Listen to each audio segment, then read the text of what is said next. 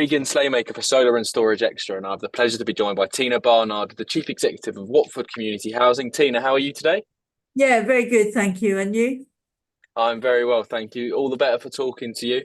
I thought we'd jump straight into it, Tina. Just start with, for those that don't know, kind of what do you do and what do Watford Community Housing do to contribute to decarbonising the energy space? Okay, thanks, Regan. So I'm Tina Barnard, as you said, Chief Executive of Watford Community Housing. We are a relatively small housing provider in Hertfordshire. That's the area that we work, Watford, Three Rivers, Decarb, etc. But what we do really well is partnership working. So we have got a consortium of 4 housing providers that between us we have around 30,000 homes. And we call ourselves Greener Hearts. And we've just received £14.2 million of Social Housing Decarbonisation Fund to ensure that our properties are at least EPC-C. And in terms of Watford Community Housing, of that 14.2, we've got about £5 million. And the big thing that we're doing is external wall insulation, because for a lot of our properties, it's really hard to heat. So it's costing our residents a lot of money in terms of heating their properties. So the more we can do to put money back into their pockets, the better. Our board is of view, we're not going to be able to save the planet, but we can actually help improve the quality of the life of our customers. But perfect. Obviously, you mentioned kind of the Social Housing Decarbonisation Fund there. Obviously, that leads on very well to kind of your speaking position at Solar and Storage Live London this year, titled it's a panel, no quick fixes. What changes need to be made to the Social Housing Decarbonisation Fund? Obviously, you touched on a little bit there. But again, for those that don't know, kind of what is the Social Housing Decarbonisation Fund? So this is for housing providers. Originally, it was via local authorities. So wave one, we got funding through 2 of our local authorities, Watford Borough Council and Three Rivers District Council. And that is for all properties that are below EPC-C. So to get them up to EPC-C by 2030, ultimately we need to go to net zero. The challenge is that you have to match fund, so it's not 100% funding, but it is 50% funding. And in the consortium, we were able to provide that level of funding. I think the big challenge you're asking about what we need to do different is about that certainty on the funding. We didn't know when wave 2 was coming. They've talked about an additional wave 2.1 and also wave 3. But the longer they can give us that certainty on the funding, and we do need to spend the money by 2025, and we're already at the beginning of 2024. So it's about that political uncertainty is a big challenge for us. Definitely, that kind of leads on to one of my next questions, kind of. Obviously, as you said, you have to match the funding. It's not like you just get given it an incentive to kind of obviously help to kind of push this change. But kind of how important is it, obviously, for other incentives, that government support and getting that to decarbonise kind of housing for, especially for those that maybe can't afford to buy a heat pump or buy a solar panel and things like that. So to me, I think it's that whole conversation about, what's the right technology. And I know you're much too young, Regan, but the example I always use is Betamax or VHS. You know, those people that went down VHS were the clever. Those went down Betamax had to pay for it twice when they moved to VHS. I know we don't have videos anymore, so that's probably a very old-fashioned example.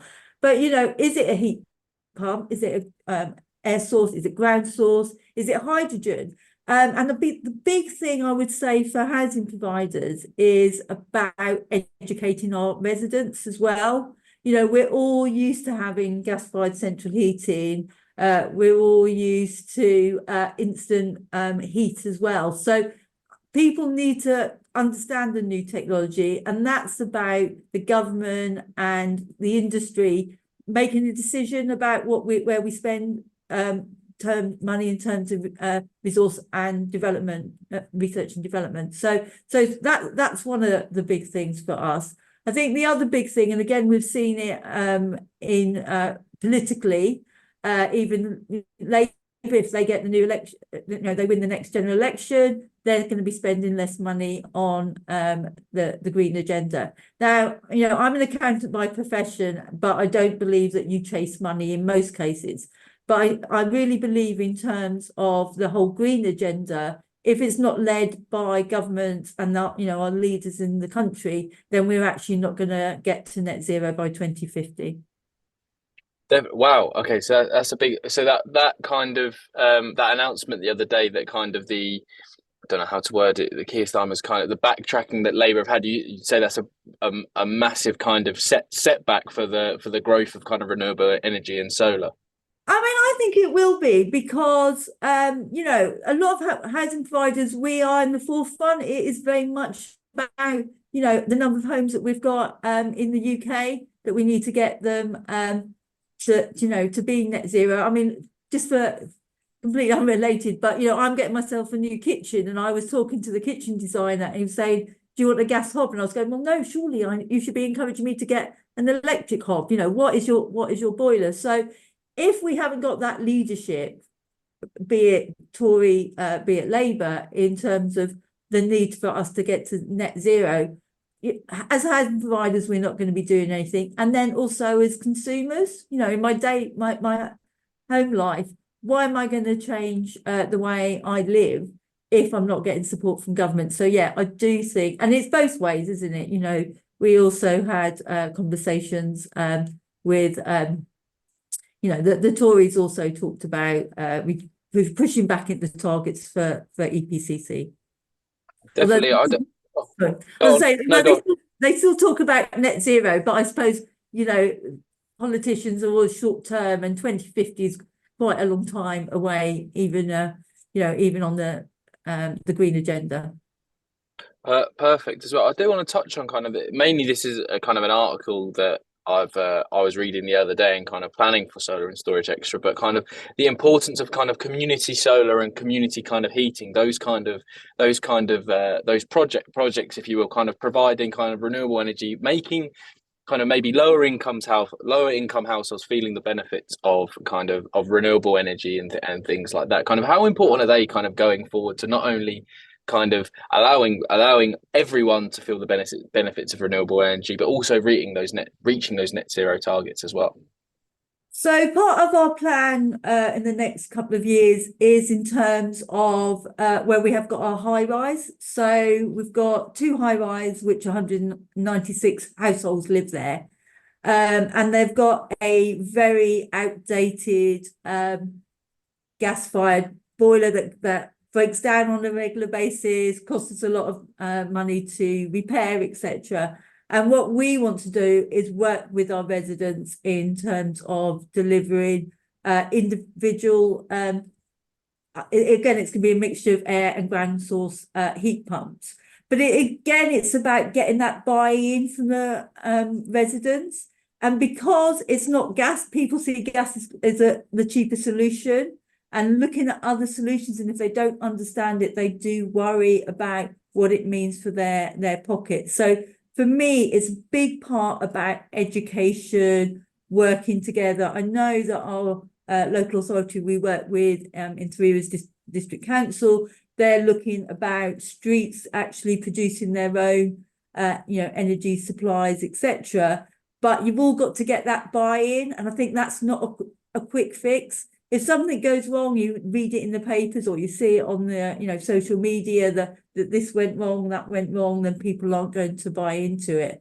But yeah, if people can understand what's in it for me, what are the benefits, we think that would be a great way that we'd all get a win-win solution. Definitely, I feel like kind of community engagement and community education is such a big thing. It comes up in a lot of these interviews that I do, so it is a massive thing. And make sure to get down to Solar and Storage Live, because I know especially your panel is going to be kind of full of kind of that key topic as well. Tina, I think we've breezed through my questions as well. Thank you for giving me your time today. But any kind of final words about yourself and kind of Watford Community Housing that people could expect from Solar and Storage Live on the 29th and 30th of April? I mean, all I would say is I think Watford Community Housing, we're really great at partnerships and we're really great at delivering practical solutions. So, you know, it's not going to be a techie panel for me.